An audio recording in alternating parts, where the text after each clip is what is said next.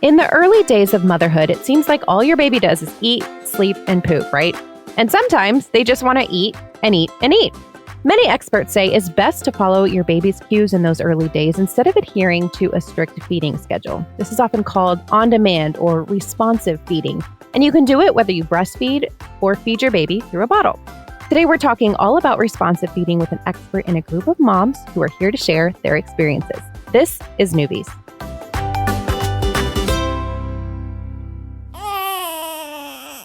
He's gorgeous.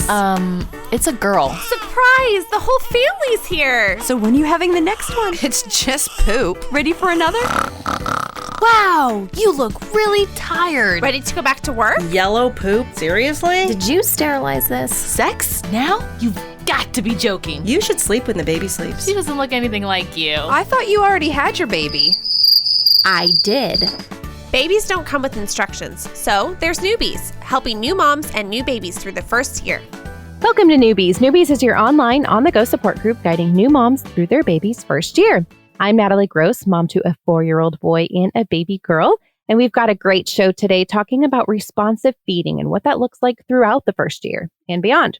Now, before we get started, I just want to say I would love for all of you listening to come join the fun over at our membership club called Mighty Moms. We've just relaunched, and that's where we let you know about upcoming recordings and other new mommy media events. You can also connect with other moms in your same stage of parenting, and you get to continue the discussion of topics we cover here on the show. And did I mention it's totally free to join? Simply go to our website, newmommymedia.com, and click Become a Mighty Mom to sign up. We also have a weekly newsletter you can sign up for on our website, and of course, your best way to stay updated with our content is to hit that subscribe button in your podcast app of choice, wherever you're listening now. All right, let's get into today's discussion. We will be meeting our expert, Tiffany Labano of the Mama Coach, a little later on in the show. But first, let's meet our moms joining us for this conversation today. Ashley and Sarah, thanks so much for joining me. And Sarah, all the way from New Zealand. So please go ahead and tell us a little bit about your families and your experiences with responsive feeding and why you chose this approach. So Sarah, do you want to kick us off? Yeah, hi. Thanks for having me on the show. Yes, all the way from New Zealand. So my experience is, I'm a solo mum with 2 young boys. So my oldest is almost 3 and my youngest is just 9 months this week. So with my first, Caleb, I think it just kind of evolved into on-demand feeding. It wasn't really a specific choice. I think it just kind of happened, but it's the way now I'm going forward with my younger son, Jacob, as well. And I just find it a lot easier. I didn't really want to be like, I have to wake him up every 2 hours. And it was in the first couple of days in the hospital and probably for the first week, but then it just kind of evolved to just being when he woke up and when he wanted it. And I think now it's really a comfort thing for him with his on-demand feeding. I mean, he's not feeding now, but milk is still a comfort thing for him. And when I was starting to wean him off, I could tell when he wanted milk and then a feed was from me and he'd used the different words. And I could tell when it was more of a comfort rather than an actual feed for him. And the good thing was that I actually remember the last time I breastfed him because it was in my midwife's office when I was pregnant with Jacob. And I think what helped with weaning him was the fact that I was pregnant and my milk changed. But yeah, for me, I just really like it. I just think it's a lot easier to just do it that way. But that's what kind of worked for me and my boys at the moment. Great. Thanks so much for being here, Sarah. Ashley, what about you? Hello. So I am a mom of 2. I live in the Atlanta suburbs. I have a 12-year-old and I have a 2-year-old. He just turned 2 a couple of months ago. I was very much on a strict schedule with my daughter, different time in my life. And I kind of had to be just to provide that normalcy. But when my son was born, I tried to do the schedule and it just did not work for him. For me, I dealt with postpartum. So it really helped. It helped my hormonal levels. It helped us bond and it just made things easier. Much like Sarah, I could tell when it was for comfort or when he really wanted to eat. But even now, he's just very vocal. We just stopped nursing like a little over a month ago. And that was rooted in, it became also part of our routine and part of comfort. So yeah, I mean, that's my experience. He's still a responsive, feeder when it comes to just telling us what he wants and when he wants it. I don't have restrictions. Okay. Yeah, I definitely want to talk more about that weaning piece and that bonding pieces. Those are such great topics to discuss. But first of all, we're going to take a quick break and then we're going to hear more from our expert, Tiffany Labano of the Mama Coach.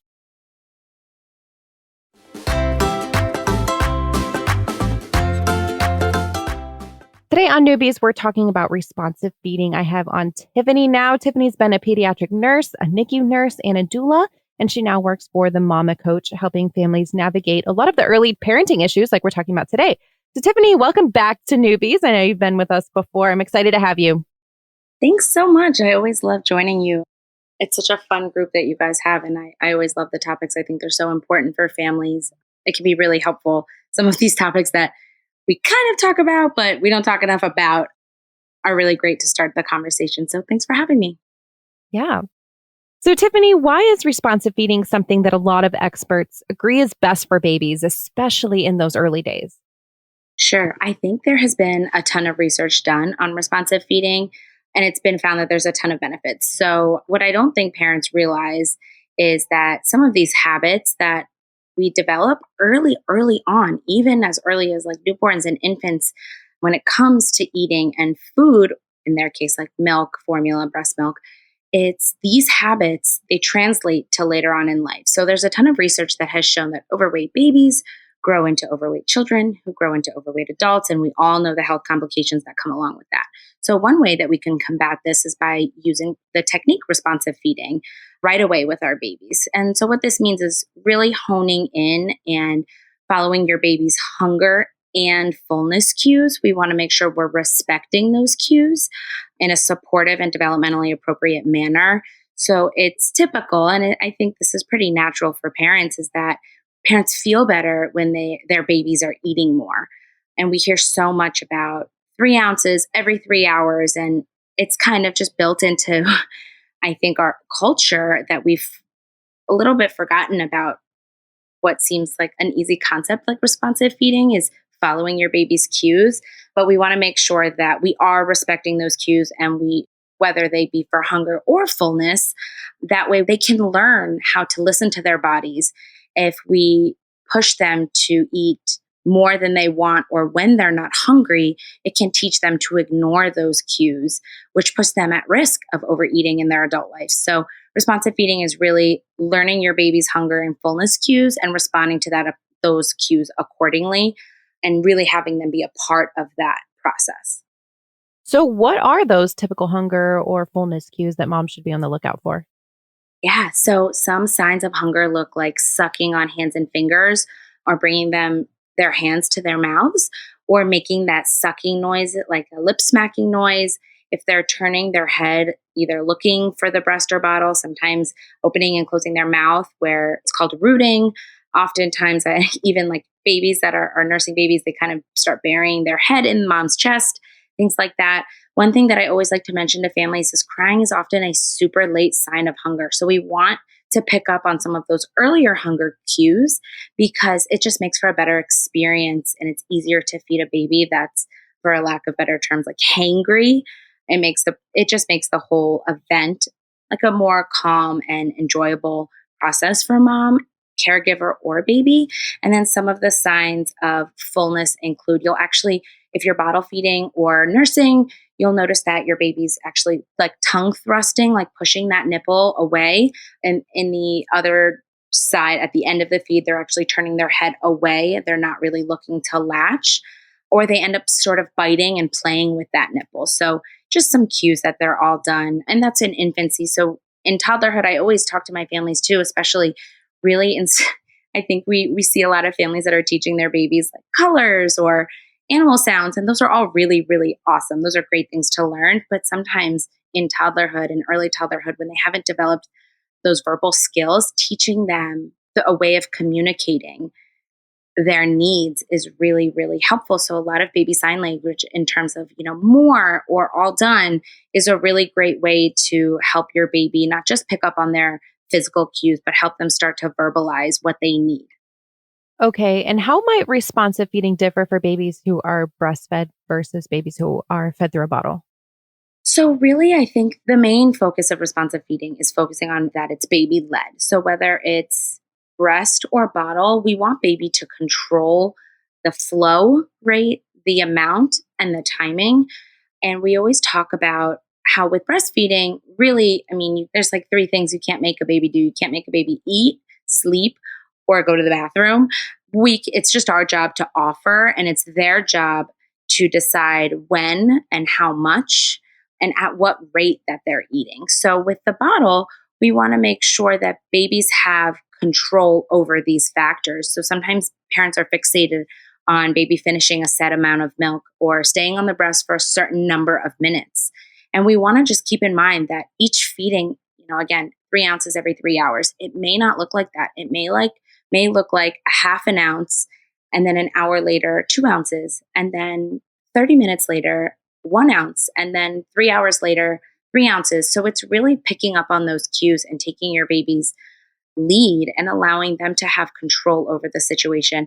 Whereas with breastfeeding, it may be that your baby only wants to take a feed from one breast and that feed is only 4 minutes, or they want both breasts and it's going to be 15 minutes. It really is it's mostly redirecting our focus from a number of minutes or a number of ounces more to how does my baby look? Does my baby look satisfied?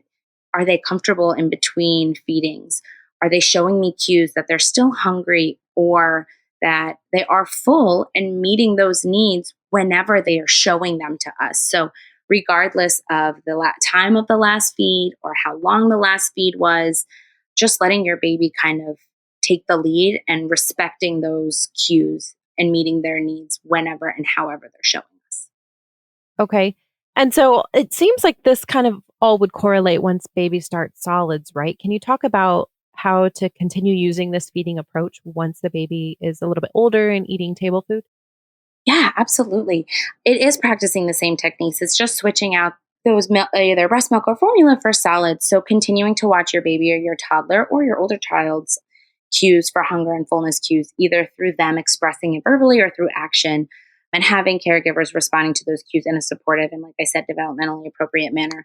And we want to make sure that we're doing this on a consistent basis where your child experiences a very predictable response to those cues, whether they be hunger or fullness. So if your child is ready for solids, you can continue to use this approach and start to incorporate, like I said, some sign language where they can verbalize, not just show us physically with their bodies and some of those cues of the lip smacking or the head turning, but offering them developmentally appropriate foods, whether you guys are using baby-led weaning or solids or some type of combination, and letting your child kind of take the lead on when they're hungry and how much of it they would like to eat. So like I said, it's always our job to provide the food and the child's job to determine how much of it and when they would like to eat. So really just respecting those cues and responding accordingly and just swapping them out for either milk or solids, depending on where you guys are. I'm having a realization that might sound dumb to everybody else, but is that why they call it baby-led weaning? Yep, you got it. Took me long enough. All right. Well, one question that I see in a lot of the moms Facebook groups that I'm in is about overfeeding. And you started talking about this earlier, but like, am I overfeeding my baby? And I remember feeling that way because my 2-month-old was eating, I don't know, like 4 ounces at a time. I'm trying to remember exactly, but it was a lot for her age, for even like what the pediatrician had told us was kind of in the range. But she always seemed hungry. And so I didn't know. And so I was just curious, is there something to that advice? Like you can't really overfeed a baby, or what's your take on this? I'm curious. Sure. So overfeeding can happen, but really in my experience, it's actually pretty rare. So most times when overfeeding is happening, it's when a caregiver is misinterpreting those hunger and fullness cues. And as long as your baby's gaining weight and they're growing and they're thriving and we're not seeing any concerning tummy issues or symptoms like vomiting or bloating or excessive gas, where they're really uncomfortable, I really don't think that overfeeding is typically something that is super common. Like I said, it's pretty rare. Babies, they're really sophisticated in their ability to regulate. So they typically eat when they're hungry and they stop when they're full. It's just that sometimes we miss this. We miss picking up on those cues, whether it be from being just so exhausted or maybe some being overwhelmed, new parents' anxiety, misinformation. Like I said, a lot of 3 ounces every 3 hours is kind of a lot of what I hear. So it gets to be confusing. Then the internet's gotten really noisy. So, the bottom line is if your baby's growing and they're not having any issues, they're not having any tummy troubles where they're vomiting or having, distension or bloating or gas, anything like that, typically babies are really good at regulating themselves and they'll usually just eat when they're hungry and stop when they're full. Thanks so much for sharing this important information, Tiffany. Well, we're going to take another quick break and then bring back our moms, Ashley and Sarah, into the discussion.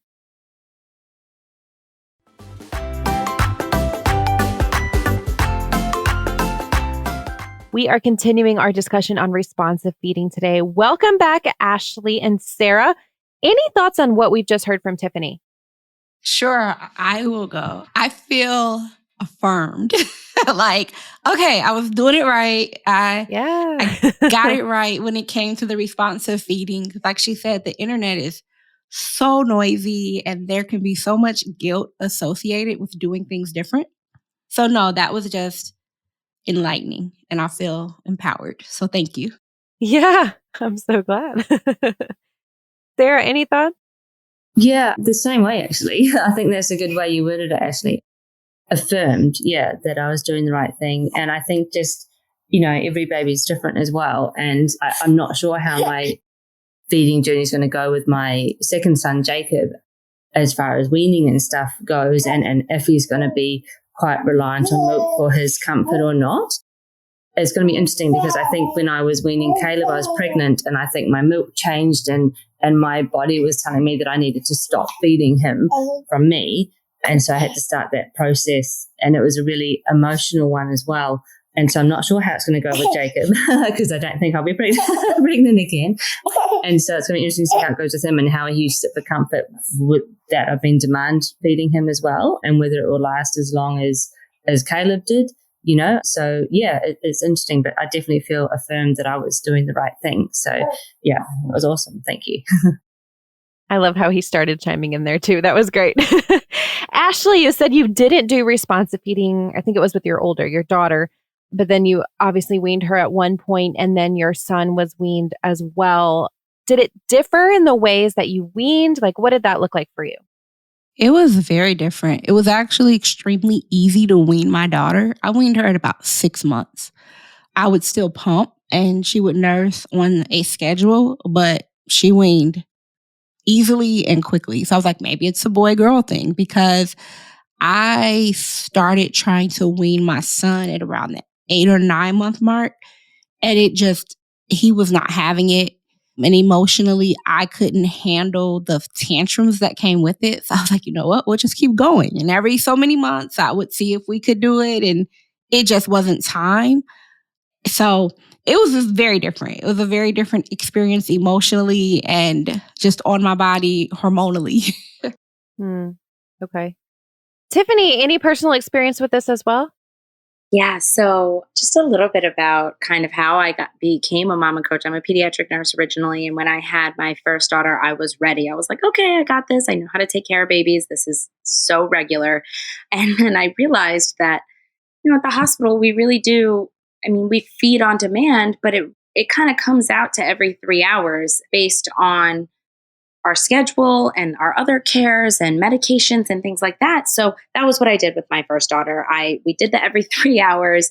I was breastfeeding at the time and her sleep was a mess and I just couldn't figure out what was going on. And then I ended up actually getting pregnant like 12 weeks postpartum, and similar to your experience, I think my milk pretty much dried up or changed, and we were able to nurse until she was about 9 months, and she just kind of stopped, and it was fine. And then when my second daughter came along, I had two babies, and they were 12 months apart. I had a 1-year-old and a newborn, so my schedule kind of went out the window, and I found that she was sleeping really beautifully. And I just kind of took a closer look at what I was doing differently. And I had realized I was really just feeding whenever she would ask and responding accordingly, and was likely probably feeding really, really well. My supply was really great, which I attribute to feeding her so often and following her cues. And she ended up sleeping really, really well. So it was just my experience, and I kind of leaned into it and explored more, and kind of wanted to become an expert about baby sleep and feeding and all of that. So that's how I got there. But it happened really, really naturally on its own, just in the differences between my first and second daughter. And I carried that on with my son, who I nursed as well, and totally just no schedule, out the window whenever he wanted it. It was just kind of, I used to call it like fast food. We'd be like running around outside and I'd be feeding him. And I noticed that the babies were much more content, much more satisfied. They were sleeping really well. And then came to find out after I stumbled upon it on my own that there's actually a lot of research behind this, and it makes total sense. Let's talk about the bonding piece that I know a few of you have already mentioned. Did you feel, I've heard that responsive feeding can be really good for bonding. And I know all three of you have nursed. I did not nurse my babies. I pumped exclusively, but I'm curious, if that piece of it, I guess, kind of added to the bond that you had, this responsive feeding. I don't necessarily, it was just a very different time in my life with my daughter and my son. I went right back to work at 6 weeks. So I do feel like he and I have a stronger bond than she and I had at that point. But I don't know if it's totally due to Sure. the nursing, but I suspect it's got something to do with it. Yeah. For me, I think it did help our bond. And I remember when I was pregnant and I suddenly felt like I couldn't feed him anymore myself, I found it quite emotional because I was like, oh, what's going on? Like, it's been what we've loved to do. It's why we've always done it. And my friend actually reframed for me that it was probably my body's way of saying, hey, the baby needs all the milk, So that was good in that kind of perspective to have that reframe, because I found it quite emotional when my body was wanting to kind of push him off in that aspect. So I found that quite hard, because I think it did really help our bond, but we're still really close. Obviously, but yeah, I just, from that point of view, I found that quite a shock that I had such that change when I was about probably 4 or 6 months pregnant, where I just felt like I was like, this is not right. I can't do it anymore. And it was quite a big shock to me. But yeah, I do think it did help our bond. Yes. And of course, I'm bonded to both of my babies, just throwing that in there, but was curious how the responsive feeding piece came into play. Tiffany, any thoughts on that? Yeah, so I have 3 children, and I got pregnant while nursing the first 2, and I had I guess I should say with my first, I was very in shock, and I didn't expect to have those changes. I had this kind of goal in mind. I was like ready to nurse for the year and however long, and then that kind of changed. The plan changed because my body was just unable to produce milk, and I had a really very hard time accepting that the first time. And I guess we stopped nursing when she was 9 months. And I mean, she is my little sidekick. So I think that bond is really there. It's super strong. And then with my second, I nursed her as well until I got pregnant at 9 months. And same thing. She is, very similar experience. The biggest difference that I noticed was when I weaned my son, and it wasn't when I was pregnant. I had really hard, he and I both had a much harder time than my daughters did. And I think that, I don't know if I can attribute it to all the pregnancy hormones that I was already kind of, they were fluctuating, they were, circulating through my body, and the change in milk and the change in volume as well, most likely made it easier for them to wean. Whereas with my son, it was me initiating it. I mean, at that point I had been pregnant and or breastfeeding for 4 years. So I needed a break. I was finished when, by the time he turned 1. So I had initiated it, and we actually started the weaning process and continued probably 3 times before it stuck. And I really think that had to do with there wasn't no change in my milk. It was me actively kind of nudging him in that direction. Very, very close bond. I nursed all of them almost the same amount. Like, I don't know if I think a couple of months here and there is a big difference. So I don't know if that's a difference, but I think the change in the milk made it easier for my two daughters because I was pregnant when we stopped. Whereas with my son, I don't think there was much of a change as opposed to like eventually the amount reduced, but he and I both had a harder time with it. So I don't know. I think it definitely has to do a lot with feeding, but with the breastfeeding, but I also see so many.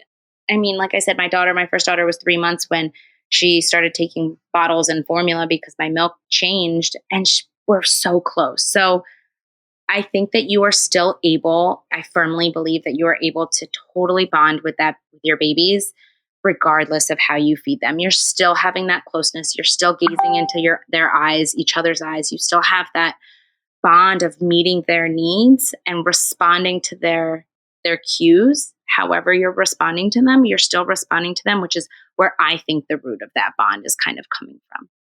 Yeah, that's such a good point. Thank you, Tiffany. Curious as we wrap here, is there a time where, your baby kind of naturally grows to a set feeding schedule versus responsive feeding? And I'm curious if that's true, if that's the case, what that looked like for your families and at what age? For me, my son is still not on a schedule. So I can't, I'm not there. No worries. Yeah, I don't think he's really into a specific schedule. Yeah. No, I don't know. I don't know if you will. I mean, what I found interesting is even with Jacob, like, I'm not sure if it was because it was my second baby or not, but the birth care I was at weren't really as like waking me up every 2 hours to feed him.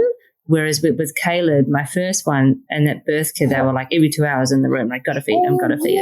And also he had trouble. He didn't latch. He had a tongue tie. And so for that first, he was born on a Friday. On a Monday was when they cut his tongue tie. So for that kind of weekend, he wasn't really feeding much at all. I had to express through a pump to actually give him any food. And it was all through a syringe. So that was kind of more scheduled because I had to do more work for it. I had to kind of prepare a bit more for it. And so I think when we got home and I was pumping and the milk started to flow, it was a lot easier to just go into on-demand feeding. But Jacob's kind of always just been on demand, not really on a schedule as such. So, yeah, I don't think he ever will be on a schedule. All right, Tiffany, any last thoughts as we wrap up? Yeah, I just wanted to kind of address what your question was. So for me, and I think with a lot of the families I work with, in terms of becoming more predictable, like I think I like to use that word as opposed to a schedule, where instead of there's times necessarily for things, it's more of like a sequence of things that happen in an order. And I find that happens pretty well. Things become pretty predictable when babies move to 2 naps. And I had that same experience with my babies, whereas when they start taking 2 naps a day, their little bodies are pretty regulated. They wake up around the same amount of time, give or take. They go to bed around the same time, and their naps, those 2 set naps, are about, plus or minus 30 minutes around the same time. So things become a lot more predictable. And how we ended up in the responsive feeding, it kind of just translated to, for at least my daughter, she would get a feed when she woke up, whatever she was waking up from, whether it be a nap or in the morning. And then she would always want to take a second feed before she went down for sleep. And then that was just kind of how the pattern went, came very predictable. Whereas when you've got a really little baby where they're kind of feeding, they kind of want to feed sometimes every 20 minutes, or they're good for 2 hours, it's a little more unpredictable. Their sleep is really unpredictable. They're all over the place. So I find that once babies are on 2 naps, and that kind of is variable, it can be anywhere between like 7 to 9 months, maybe as early as 6. So that range is really different. But at that point, things become a lot more predictable, and then just get even more predictable once they even move down to 1 nap, say, because again, then that's just usually at like a typical time, and a lot more, you're able to kind of predict when things are happening. So that's when I usually find that things become more into a pattern and more set. All right. So for all you brand new moms listening out there is hope. Predictability is coming.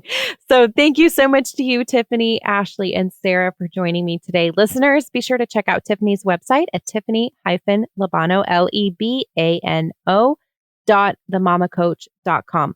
Also, check out newmommymedia.com where we have all of our podcast episodes, plus videos and more.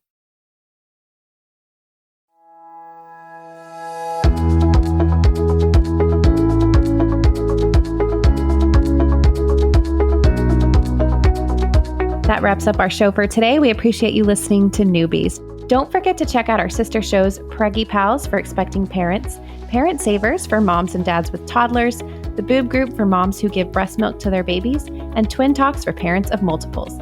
Thanks for listening to Newbies, your go-to source for new moms and new babies.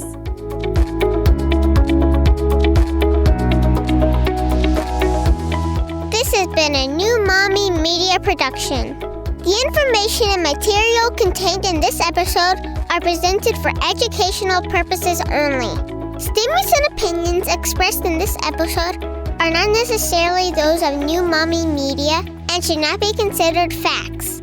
While such information and materials are believed to be accurate, it is not intended to replace or substitute for professional medical advice or care, and should not be used for diagnosing or treating healthcare problem or disease or prescribing any medication. If you have questions or concerns regarding your physical or mental health or the health of your baby, please seek assistance from a qualified healthcare provider.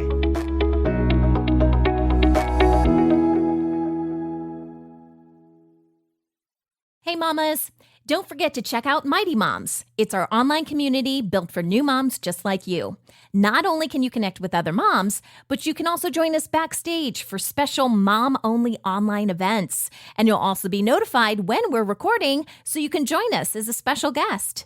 Visit our website, newmommymedia.com, and click on the Mighty Moms banner. It's free. That's newmommymedia.com. See you there.